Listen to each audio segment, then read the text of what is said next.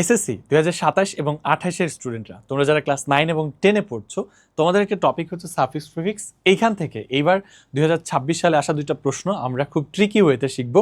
এর আগেও একটা ভিডিওতে তোমাদেরকে দেখিয়েছিলাম, যদি তোমরা কোনো শূন্যস্থানের মধ্যে যেই শব্দটা দরকার, ধরো একটা নাউন দরকার এবং ব্র্যাকেটের মধ্যেও তোমরা আসলে সেই নাউনই পেয়েছো, অর্থাৎ সেম পার্ট অফ স্পিচই পেয়েছো, তখন আসলে কি সাফিক্স যোগ করবা বা কি প্রিফিক্স যোগ করবা, এটা একটা কনফিউশনের ব্যাপার।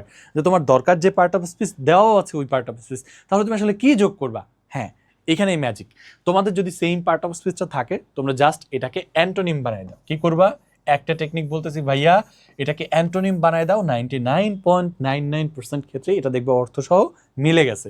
সো দেখো, এইরকম একটা এক্সাম্পল চিটাগং বোর্ড 2026-এ আসছিল, আরও একবার আসছে চিটাগং বোর্ড 2026-এ। সো দুইটা প্রশ্ন চলো আমরা সলভ করি এই টেকনিকটা দিয়ে, দেখি মিলে কিনা। Child labour is considered a matter of grace for a nation. একটা জাতির জন্য ম্যাটার অফ ড্যাশ। হ্যাঁ, এখানে দেখতে পাচ্ছ অফ, এটা একটা প্রিপোজিশন, এটাও একটা প্রিপোজিশন, এদের মাঝখানে সবসময় দুইটা প্রিপোজিশনের মাঝখানে নাউন বসে। এবং গ্রেস যে শব্দটা, এটার অর্থ দয়া বা সৌন্দর্য, এই ধরনের ভালো মিনিং। হ্যাঁ, এখন কথা হচ্ছে চাইল্ড লেবার এই জিনিসটা কি আসলে ম্যাটার অফ গ্রেস, বা এটা কি দয়ার কোনো ব্যাপার, নাকি এটা আসলে কোনো সৌন্দর্যের ব্যাপার? উত্তর হচ্ছে না। তোমার দরকার নাউন দেওয়া আছে, নাউন। এখন একটু অ্যান্টোনিম বানাই দাও। গ্রেসের অ্যান্টোনিম হচ্ছে ডিসগ্রেস, বসাই দাও, উত্তর হয়ে যাবে ডিসগ্রেস। ওকে, তাহলে উত্তর কিন্তু হয়ে গেল যে অসম্মানের ব্যাপার। চাইল্ড লেবার কে বিবেচনা করা হয় একটা জাতির জন্য ডিসগ্রেসের ব্যাপার হিসেবে, বা হচ্ছে অসম্মানের ব্যাপার হিসেবে। হয়ে গেল।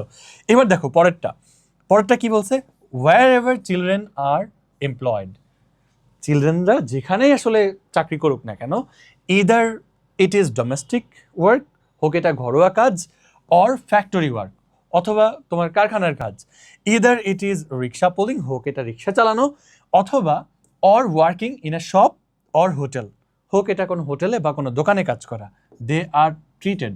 দেখো, এই যে দে আর, তোমরা জানো বি ভার্বের পর কি দরকার হয়? V3 দরকার হয়, যেটা কাইন্ডটা অনেক সময় অ্যাডজেক্টিভ হিসাবেও কাজ করে। হ্যাঁ, সো দেখো, দেখতে পাচ্ছ দে আর ট্রিটেড, তাদেরকে ট্রিট করা হয়, তাদেরকে ট্রিট করা হয়, যা দরকার তাই আছে। বিভাগের পর V3 দরকার, দেওয়া আছে V3। এখন তুমি একটু চিন্তা করো তো, ট্রিটেডের অ্যান্টোনিম কি? মিসট্রিটেড, তাই না? তাদের সঙ্গে সবসময় মিসট্রিট করা হয়। সো দে আর মিসট্রিটেড, উত্তর কিন্তু হয়ে গেল। তাদের সঙ্গে সবসময় খারাপ ব্যবহার করা হয়, দে আর মিসট্রিটেড, উত্তর কিন্তু হয়ে গেল। অর্থাৎ যেই পার্ট অফ স্পিচ দরকার ওইটাই যদি দেওয়া থাকে, জাস্ট অ্যান্টোনিম বানিয়ে দাও, উত্তর হয়ে যাবে। এরকম মজার টেকনিকে যদি ইংলিশ শিখতে চাও, আমি কমেন্টে একটা লিঙ্ক দিচ্ছি, দ্রুত আমাদের English Bangla ICT general math কোর্সে ভর্তি হয়ে যাও। মাত্র 1000 টাকা, তোমার লাইফের বেস্ট ইনভেস্টমেন্ট হবে ইনশাআল্লাহ। আল্লাহ হাফিজ।